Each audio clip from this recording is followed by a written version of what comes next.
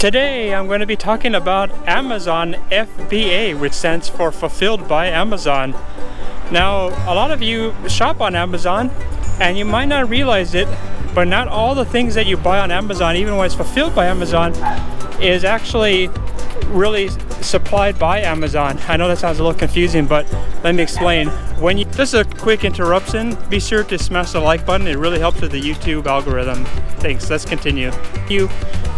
There are a lot of people who actually are selling items on Amazon, and Amazon is the one responsible for actually shipping it out, packaging it, putting it together, sending it to the customers and billing them. And basically it's a great idea because it makes it easy for people to ship large items without having to actually deal with all of the bureaucracy of sending out each item individually when someone orders it. Now, a lot of people are starting to get into this because it's actually a lucrative thing. If you actually know a certain product that a lot of people want to buy in volume, you can actually make a ton of money on Amazon. Now, there's a lot of people who sell courses and things like that, so this is kind of an abbreviated explanation of what Amazon FBA is. The way it works is you find your product. Now, where do you find your product? You find it in China pretty much. That's where sadly a lot of these items come from. You go on Alibaba, where you can actually commission a factory to basically make an item especially for you. If you make it specially for you and create some kind of unique logo or something, then at least nobody else at the moment will sell exactly that item.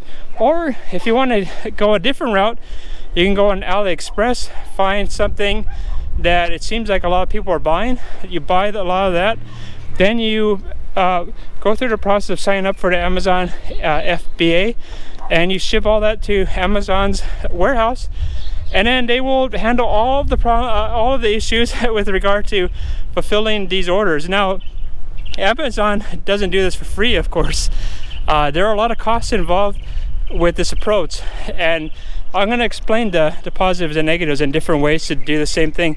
Now, what happens is Amazon charges a monthly fee for people who do the Amazon FBA. I believe it's like $35. I think there might be a different plan too. And so there's a monthly fee, and they're taking about 30% from your order. So you have to have items that are extremely profitable in order to make this work. If you're trying to make money getting like a 2% profit margin, it's not going to work. And that's one reason why we do see so many items in China, from China on Amazon, because the only way you're going to make money on Amazon is if you were buying these items extremely cheap. This is no other way that you're going to be able to get through this otherwise. So you need to be able to buy these items extremely cheap, usually at a 250% profit margin. And that's the only way that this can really work for a lot of people. And I've actually found this kind of intriguing myself. I've seen so many people come up with ideas on Amazon FBA, and I actually am going to do something unique. I'm going to open up to you, my audience.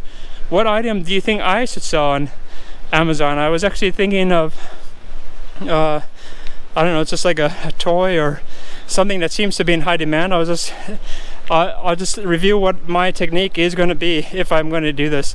I'm just going to go on AliExpress, see what a lot of people are buying, see if it's also being sold on Amazon, see if there's a big enough price markup, and I'm going to consider doing this strategy, see if it works. Now, there are other ways to sell online, obviously, without Amazon FBA. If you have a strong enough brand, there's also Shopify. I made a video about this recently, and I did fail at Shopify.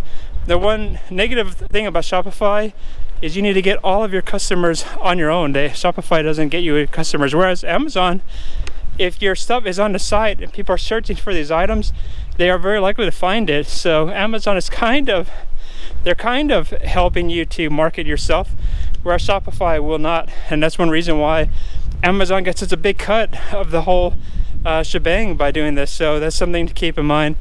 And I personally think, since I'm not that great at marketing, I think I would consider Amazon FBA just for that reason, because I'd rather focus on coming up with a good idea, the products, but not really so much on the marketing, because that's my weak side. So that's something that I'm considering. So let me know what products you think I should be selling on Amazon FBA.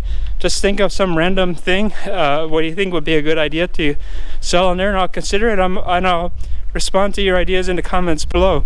So thank you very much. I hope I helped you understand how Amazon FBA works. I'm still in the process of trying to figure it out myself, but it basically, you're shipping the items to Amazon, letting them deal with all the packaging, billing information, dealing with having your pays with the customer reviews for your products. And I think that it works for a lot of people. There's a lot of people who make a lot of money at doing this, and it seems like a lot of them love making YouTube videos about it. And if I make a lot of money on making YouTube videos, or even if I fail at it, I'll definitely make a YouTube video about it too. So stay awesome, everybody, and be sure to subscribe and and smash the like button.